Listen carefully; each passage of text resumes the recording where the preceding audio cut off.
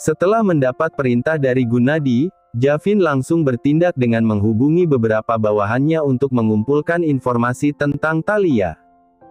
Gunadi, Chintami, Ivan, dan Nabila masih tetap berada di ruang keluarga.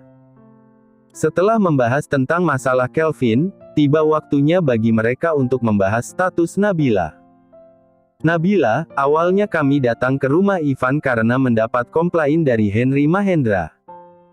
Dia mengatakan jika Ivan sudah merebut tunangan putranya, apakah itu benar? Tanya Gunadi dengan ekspresi wajah yang serius. Nabila dan Ivan sontak terkejut mendengar pertanyaan Gunadi. Mereka berdua saling menatap lalu menunduk lesu. Iya ayah, apa yang dikatakan Paman Henry benar, aku saat ini berstatus sebagai tunangan Daryl Mahendra, jawabnya pelan. Ayah, Daryl itu pria yang bereng. Ivan. Huset. Gunadi memotong ucapan Ivan yang berniat menjelaskan keburukan Daryl. Gunadi meminta Ivan diam sambil meletakkan telunjuknya di depan bibirnya sendiri. Ayah sedang bertanya ke Nabila, jadi kamu sebaiknya duduk tenang dan menunggu giliranmu, tegas Gunadi menatap tajam Ivan. Baik ayah, jawab Ivan yang langsung terdiam. Nabila merasa sedih dan bersalah melihat Ivan yang tampak tak berdaya. Ivan yang selalu terlihat bisa berbuat apa saja kini hanya bisa menunduk lesu sambil terdiam di sampingnya. Maafkan aku Ivan, ini semua gara-gara aku, batin Nabila sambil memandangi wajah Ivan. Chintami yang duduk di samping Nabila langsung tersenyum begitu melihat Nabila mengkhawatirkan Ivan. Dia bisa melihat jika Nabila dan Ivan sudah saling mencintai, dia pun merasa senang dengan hal itu. Chintami memegang tangan Nabila yang terus memandangi Ivan, dengan lembut dia berkata, sayang, kamu tidak perlu khawatir, cukup sampaikan semuanya kepada ayah, ucapnya lembut kepada Nabila. Ilah ibu, jawab Nabila sambil berusaha tersenyum. Hah? Sekarang ayah yang seakan menjadi orang jahat, Nabila. Apakah kamu lupa jika kami sekarang adalah orang tuamu? Tanya Gunadi. Nabila menggelengkan kepalanya, tidak ayah, jawabnya pelan. Baguslah jika seperti itu, jadi sekarang ayah akan kembali bertanya. Nabila, apakah kamu senang dengan statusmu sebagai tunangan putra Henry Mahendra? Tanya Gunadi serius. Nabila kembali menggelengkan kepalanya beberapa kali, dengan tegas dia menjawab, tidak ayah, aku tidak menyukai statusku saat ini. Gunadi dan Chintami tersenyum. Walaupun mereka berdua sudah bisa menebak jawaban Nabila, mereka berdua merasa perlu untuk mendengar jawaban yang keluar dari mulut Nabila sendiri. Dan pertanyaan terakhir, apakah kamu nantinya bersedia menjadi menantu kami? Tanya Gunadi.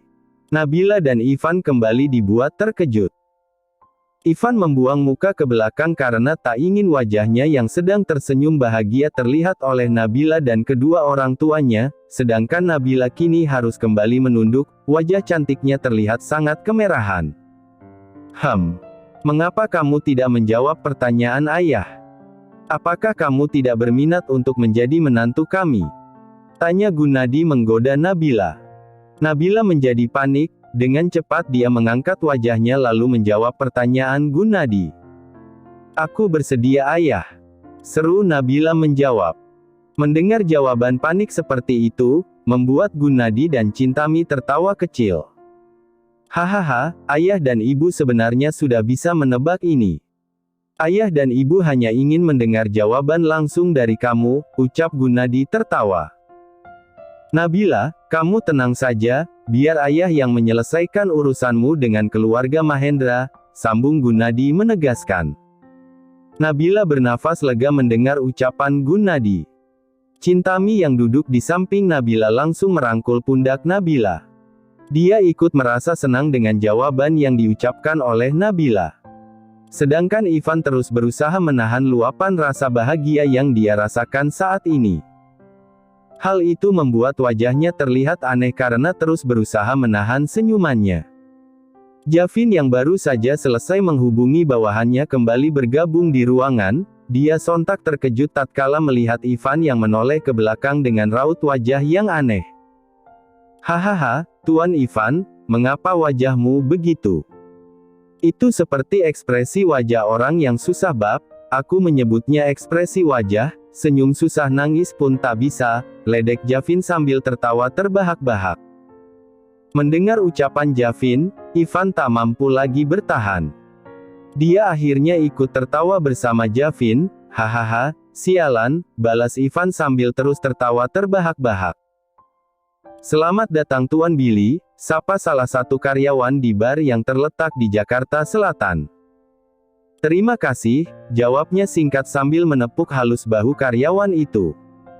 Karyawan bar yang bertugas sebagai penerima tamu VIP bar itu dengan sopan memandu Billy ke ruangan di lantai 2 yang biasa dipesan Billy. Waktu sudah menunjukkan pukul 8 malam. Sudah seharian Billy mencoba mencari informasi tentang wanita yang dulu dekat dengan Cakra. Berbagai tempat yang dulu sering Cakra kunjungi di Jakarta sudah dia periksa, sayangnya tidak ada satupun petunjuk tentang kisah asmara mendiang Cakra yang berhasil dia temukan. Bagi Billy, ini adalah pertama kali baginya menemukan jalan buntu ketika menyelidiki informasi seseorang. Hah Tuan Cakra? Kemana lagi aku harus mencari? Keluh Billy sambil menyandarkan tubuhnya di sofa panjang ruangan itu. Ada apa? Tidak biasanya kamu terlihat murung seperti itu. Suara seorang wanita membuyarkan lamunan Billy. Begitu dia menoleh ke asal suara itu, wajah Billy yang tadinya muram kembali terlihat bersemangat tatkala melihat sosok wanita yang baru saja memasuki ruangannya. Olma, ucap Billy pelan memanggil nama wanita asal Uzbekistan itu. Olma tersenyum lembut ke Billy. Dia lalu menghampiri Billy dan duduk tepat di samping Billy. Jadi, ceritakan kepadaku, hal apa yang sudah membuat kamu terlihat murung seperti itu? Billy tersenyum kepada Olma dengan menggelengkan kepalanya. Tak ada yang perlu diceritakan, aku baik-baik saja, jawabnya singkat. Hah? Kamu masih tetap sama, tidak mau bercerita jika sedang mengalami masalah, ucap Olma sambil menghela nafasnya pelan. Baiklah, aku tidak akan bertanya lagi tentang itu, sambung Olma. Tok, tok, tok. Masuk, jawab Olma. Seorang wanita muda masuk dan menghampiri Olma. Kak Olma, ada seorang tamu yang ingin ditemani olehmu, kata wanita itu kepada Olma. Baiklah, katakan kepada tamu itu jika aku akan datang menemuinya, jawab Olma. Baik Kak, balas wanita itu lalu pamit undur diri kepada Olma dan Billy. Sepertinya aku harus kembali bekerja. Setelah menemani tamu itu, aku akan kembali bersamamu, ucap Olma. Billy memegang tangan Olma yang hendak berdiri. Olma, bagaimana jika kamu berhenti? Kamu bisa bekerja di perusahaan yang aku pimpin. Olma tersenyum kepada Billy. Dia lalu memandangi wajah Billy. Bukannya aku tidak mau, tapi kamu tahu sendiri masa laluku tidak begitu baik. Dulu di Hong Kong aku bekerja sebagai seorang PSK yang melayani para pengusaha kaya. Aku takut masa laluku nanti akan membuatmu terkena masalah, jawab Olma. Tapi, Billy, aku tidak seperti dulu lagi. Saat ini tugasku hanya menemani tamu minum, sela Olma memotong perkataan Billy. Billy menghela nafasnya pelan. Hah. Baiklah. Jika aku masih di sini setelah kamu menemani tamu itu, aku dengan senang hati akan menyambut kedatanganmu, kata Billy sembari tersenyum lembut ke Olma. Terima kasih karena sudah menjadi pria yang pengertian, balas Olma sambil mengecup kening Billy. Setelah itu Olma pamit undur diri untuk menemui tamu yang sedang menunggunya. Friska dan Talia baru saja tiba di bar tempat dia dan Daryl janji bertemu. Beberapa saat yang lalu Daryl menghubunginya dan mengatakan jika ada perkembangan menarik tentang rencana yang sedang dia jalankan untuk memisahkan Nabila dan Ivan. Awalnya Daryl meminta Friska untuk menemuinya di hotel, namun Friska yang sudah bisa menebak isi kepala Daryl dengan tegas langsung menolak dan meminta Daryl untuk bertemu di bar ternama yang terletak di Jakarta Selatan. Karena Friska terus menolak tawarannya ke hotel, Daryl pun terpaksa mengikuti permintaan Friska. Secara kebetulan, bar yang ditunjuk Friska adalah bar milik salah satu temannya.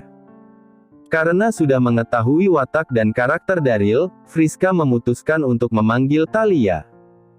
Dengan kehadiran Thalia, Friska merasa sedikit lebih aman dibandingkan harus bertemu berdua bersama Daryl.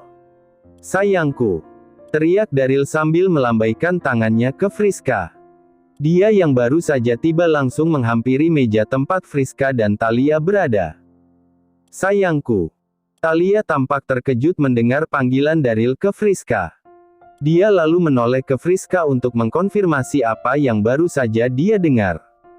"Apakah kalian berdua berhenti berpikir yang tidak-tidak? Jika bukan karena urusan penting, mana mau aku jalan dengan pria bodoh itu," sanggah Friska sambil mendengus kesal. "Oh," ucap Thalia pelan sambil menganggukkan kepalanya. Menurut Thalia, dia setuju dengan apa yang dikatakan oleh Friska. Daryl memang berasal dari keluarga kaya, sayangnya dari segi ketampanan, Dani yang hanya berstatus kepala sekolah di tempat dia mengajar masih terlihat lebih menggoda. Daryl bahkan sudah beberapa kali mengajaknya ke hotel, namun Thalia selalu menolak karena Daryl bukanlah tipe pria kesukaannya. "Thalia, sudah lama kita tidak bertemu, kamu terlihat semakin cantik," ucap Daryl memuji Thalia. Thalia hanya tersenyum canggung mendengar pujian dari Daryl, sementara Friska langsung bertanya perkembangan rencana yang sedang dijalankan Daryl. "Daryl, bagaimana perkembangannya?" tanya Friska. "Hei, aku baru saja tiba, bagaimana jika kita minum dulu?" jawab Daryl. "Hah? Baiklah," keluh Friska yang mau tidak mau harus mengiyakan permintaan Daryl. Setelah mendengar pesanan Friska dan Thalia, Daryl lalu pergi menemui salah satu pelayan yang mengenalnya. "Apakah kamu masih mengingatku?" tanya Daryl ke pelayan itu. "Tentu saja Tuan, Anda adalah teman Tuan Arthur, pemilik dari bar ini," jawab pelayan itu. "Baguslah, ini pesanan dari dua wanita yang datang bersamaku. Bisakah kamu mencampurkan ini ke dalam minuman mereka?" kata Daryl sambil memberi pelayan itu beberapa lembar uang 100.000 bersama obat tidur tetes. Pelayan itu tersenyum. Sewaktu Daryl masih sering mengunjungi bar ini, dia sudah beberapa kali melakukan tindakan serupa, karena itulah pelayan itu menyetujui permintaan Daryl. "Siap Tuan, aku akan sendiri yang akan mengantarkan pesanan Anda," balas pelayan itu. "Hahaha, baguslah jika kamu mengerti," kata Daryl sambil tertawa bahagia. Beberapa saat kemudian Daryl telah kembali bergabung bersama Friska dan Thalia. Pelayan yang tadi ditemui Daryl juga sudah tiba membawa pesanan mereka. Setelah meletakkan minuman itu di meja, pelayan itu langsung undur diri untuk kembali bekerja. "Jadi apakah sekarang kamu akan memberitahuku rencanamu?" tanya Friska. "Minumlah dulu, baru aku akan mengatakan semuanya," jawab Daryl sambil mempersilakan Friska dan Thalia minum. Friska menghela nafas panjang, sedangkan Thalia langsung meneguk minuman yang berada di atas meja. "Baiklah," jawab Friska, alisnya mengernyit memandangi minuman yang berada di meja. Dia merasa sedikit aneh dengan sikap Daryl yang terus memintanya untuk meminum pesanan mereka. Friska sendiri sudah mendengar cerita tentang Daryl dari beberapa temannya, karena itulah dia berpura-pura meneguk minuman itu agar Daryl mau menceritakan perkembangan rencana yang sedang dijalankan. Daryl tersenyum begitu melihat Friska meneguk minumannya.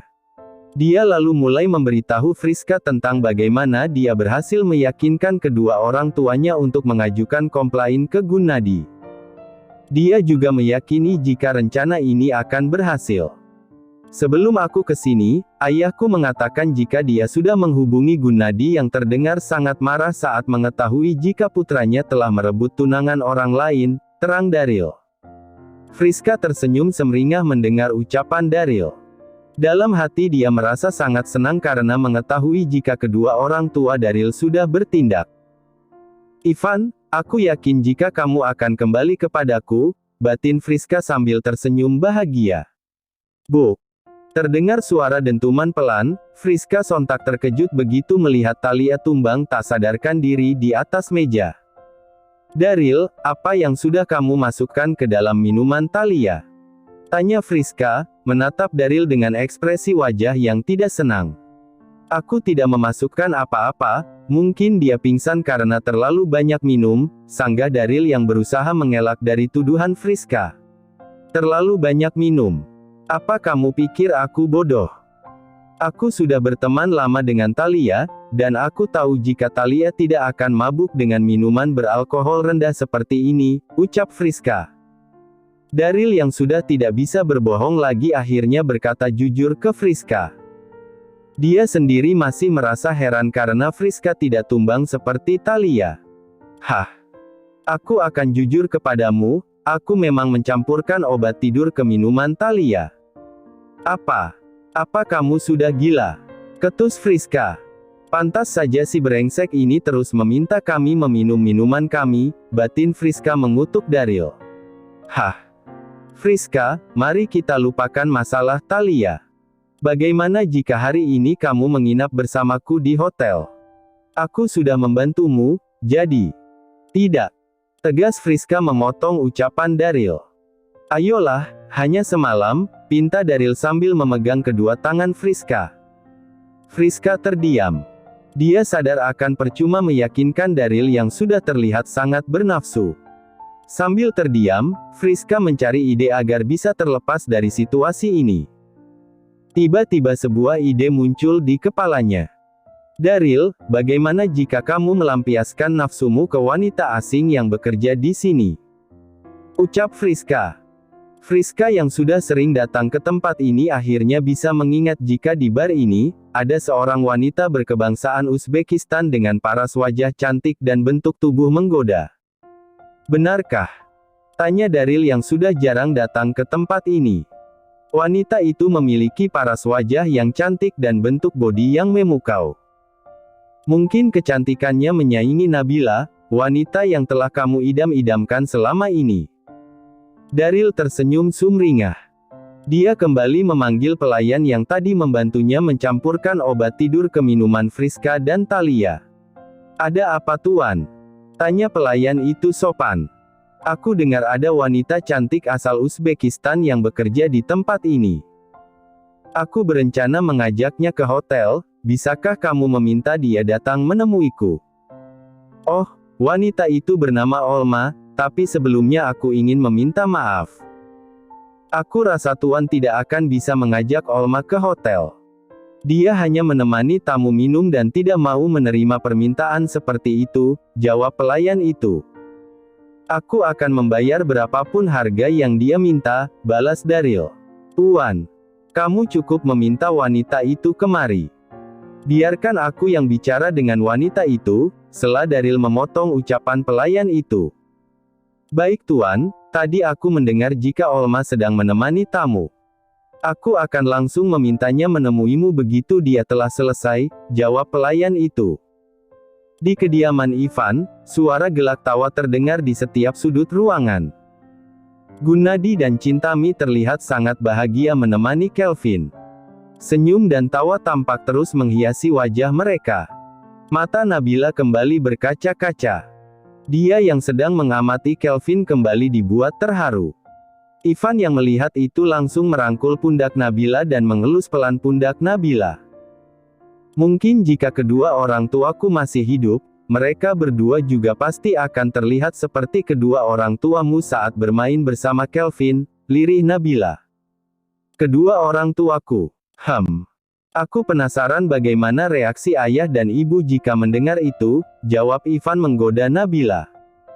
Nabila yang baru menyadari ucapannya langsung menjadi panik. Sudah berulang kali Gunadi mengingatkan dirinya tentang status Nabila sekarang yang sudah menjadi putri angkat mereka. Maksudku ayah dan ibu. Hahaha, aku hanya bercanda, balas Ivan sambil menertawakan Nabila yang panik. Ivan. Rengek Nabila manja sambil memandangi wajah Ivan yang sedang tertawa. Sayangku, lihatlah mereka berdua. Mereka bahkan tidak segan-segan bermesraan di sini, ucap Gunadi sambil menggendong Kelvin yang sudah terlihat mengantuk. Ivan dan Nabila sontak terkejut. Mereka berdua sama sekali tidak menyadari jika Gunadi dan Chintami sudah berada di dekat mereka. "Ah, ayah, ibu," jawab Ivan terbata-bata. Sedangkan Nabila hanya bisa tersenyum dengan wajah yang kembali terlihat kemerahan. "Hah. Bahkan dengan kami berdua di sini, kalian masih tetap seperti itu," kata Gunadi, menunjuk lengan Ivan yang sedang merangkul pundak Nabila. Ivan dan Nabila kompak bergeser menjauh. Mereka memperbaiki cara mereka duduk dengan meletakkan kedua tangan mereka di lutut masing-masing. "Hah. Aku tidak bisa membayangkan bagaimana kemesraan kalian saat kami tidak di sini," keluh Gunadi yang kembali menggoda Ivan dan Nabila. Nabila dan Ivan saling melirik. Mereka berdua sama-sama tersipu malu mendengar ucapan Gunadi. "Sayang, berhenti menggoda mereka," keluh Chintami sambil menepuk jidatnya. "Saat kita masih pacaran bukankah kamu?" "Oh, OVW. Hahaha, sepertinya Kelvin sudah sangat mengantuk. Sayang. Ayo kita membawa Kelvin ke kamar, bukankah dia harus tidur cepat karena besok harus bersekolah?" Dengan panik, Gunadi langsung memotong ucapan Chintami. Dia tentu saja tidak mau masa lalunya dibongkar di depan kedua anaknya. Ivan dan Nabila sontak tertawa kecil melihat ekspresi panik Gunadi, sedangkan Chintami hanya bisa menggelengkan kepalanya melihat tingkah suaminya. "Hah. Baiklah," jawab Chintami pelan. "Nabila, bisakah kamu menemani ibu? Ada hal yang ingin ku bicarakan dengan Ivan," ucap Gunadi. Nabila tersenyum. Dia mengangguk pelan mengiyakan permintaan Gunadi. "Tentu saja ayah," jawabnya pelan. Nabila lalu beranjak dari duduknya. Dia ikut menemani mereka menuju kamar tidur yang biasa digunakan Gunadi dan Chintami ketika menginap di kediaman Ivan. Setelah membaringkan tubuh Kelvin di tempat tidur, Gunadi pergi meninggalkan Chintami dan Nabila untuk menemui Ivan yang sedang menunggunya di ruang keluarga. "Ivan, bagaimana jika kita mengobrol di teras depan?" kata Gunadi pelan sambil berjalan menuju teras rumah. "Baik ayah," jawab Ivan. Dia lalu mengambil cerutu milik ayahnya yang berada di atas meja, dan menyusul Gunadi yang sudah jalan menuju teras terlebih dahulu. Begitu tiba di teras depan, Ivan menyerahkan cerutu dan pemantik ke Gunadi. Setelah itu dia duduk di kursi kosong tepat di samping Gunadi duduk. "Jadi, bagaimana hasil penyelidikanmu?" tanya Gunadi sembari menyalakan cerutu miliknya. Ivan menggelengkan kepalanya, "Kami tidak menemukan apa-apa. Aku sudah menanyakan tentang masalah ini ke semua teman Kak Cakra yang dulu dekat dengannya, namun mereka juga tidak mengetahui apakah Kak Cakra pernah dekat dengan wanita atau tidak," jawab Ivan. "Bagaimana dengan teman Cakra di luar negeri?" tanya Gunadi kembali. "Luar negeri? Maksud ayah di Jerman?" tanya Ivan balik. "Ya, jangan-jangan kamu lupa jika mendiang kakakmu pernah berkuliah di Jerman," jawab Gunadi pelan sambil menghisap cerutunya. "Mana mungkin aku melupakan itu. Sayangnya aku tidak mengenal satupun sahabat dari mendiang Kak Cakra di Jerman." Gunadi mengernyitkan alisnya. Dia terdiam dan mencoba mengingat momen ketika dia mengunjungi Cakra di Jerman. "Ah, aku baru ingat. Waktu aku berkunjung ke Jerman, Cakra pernah mengenalkanku ke seorang pria yang dia sebut sebagai sahabatnya," kata Gunadi. "Benarkah ayah?" seru Ivan yang mulai bersemangat. "Ya, waktu itu kami berdua bertemu di salah satu kafe. Saat itulah Cakra mengenalkanku ke pria itu." Kalau tidak salah pria tersebut bernama Austin," jawab Gunadi menjelaskan. "Astaga, bagaimana bisa aku melupakan Austin?" kata Ivan. Saat pemakaman Cakra dilangsungkan, Austin adalah satu-satunya sahabat Cakra yang menghubungi Ivan dari luar negeri. Dari situlah Ivan dapat melihat kedekatan antara mendiang kakaknya dan Austin. "Terima kasih ayah. Besok aku akan langsung menghubungi Austin begitu aku tiba di kantor."